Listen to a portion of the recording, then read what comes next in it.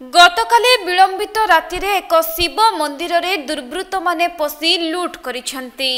आउ ए नै सकाळे जणा पडिबा परे गारे पडिछि चहल।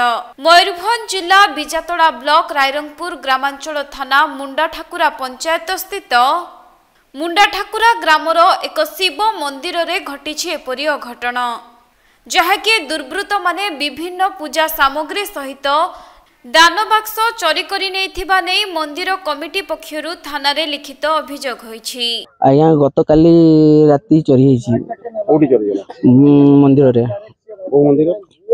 शंभुनाथ शिव मंदिर। कोन कोन चोरी होईछि? आया पैसा बाक्स चोरी होईछि।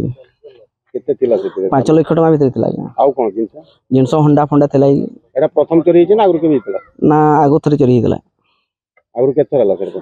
आगु होईछि 2 थर होईछि। आपण माने प्रशासन को जणैतिला? प्रशासन को जणा हेतला। किछि प्रशासन रे स्टेप कोन है? ना कोनसी किछि समान नै। वर्तमान कोन कहिया को चाहते? वर्तमान नामे जाउजो से लोक को जेमति धरा हो। तेबे मंदिर रे भक्तों द्वारा दिया जाइथिबा सोना रूपा आनुमानिक 1 लाख टंकार संपत्ति सहित 3-4 वर्षरु खला होई नथिबा दान बाक्स जेउथिरे हाराहारी 4 रु 5 लाख टंका रहिथिला सेही दान बाक्स मध्य चोरी होईछि।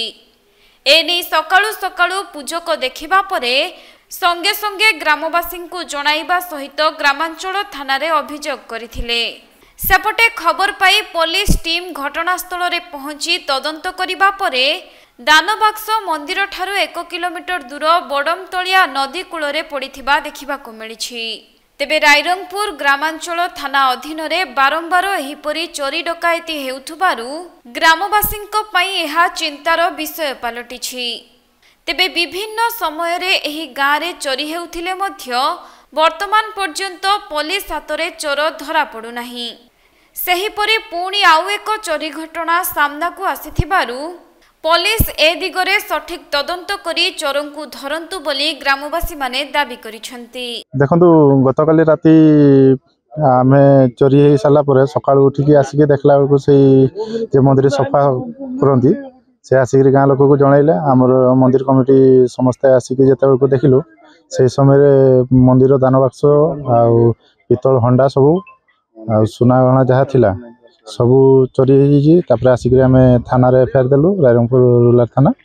एफआईआर देला पर मैडम एक्शन नै छंती आ जहा तांकर ऊपर अनुष्ठान जो भलिया से करिवे। दान मंदिर रे केते रकम दान थिला आपण अनुमानिक हमर हे गेला 3 वर्ष खुला आइतिला नै प्राय 3 लाख रु 3.5 लाख पावा किथिला।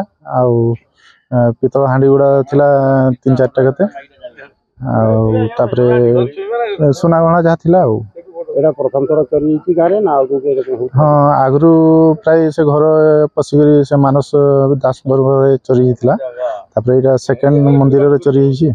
मंदिर रो आगु कोन फैन चोरी? हां आगु मंदिर फैन चोरी हितला। सेतिबो हमें छोटिया जिंस बोल के किछि एक्शन नैथिल नै, किंतु एटा वर्तमान एते बड गुटे मंदिर भीतर को पसिकरी चोरी करछंती। सेति पे बारंबार चोरी होछि। बारंबार ना आज पर्यंत सेमति तो धरा पड़ी नाथि।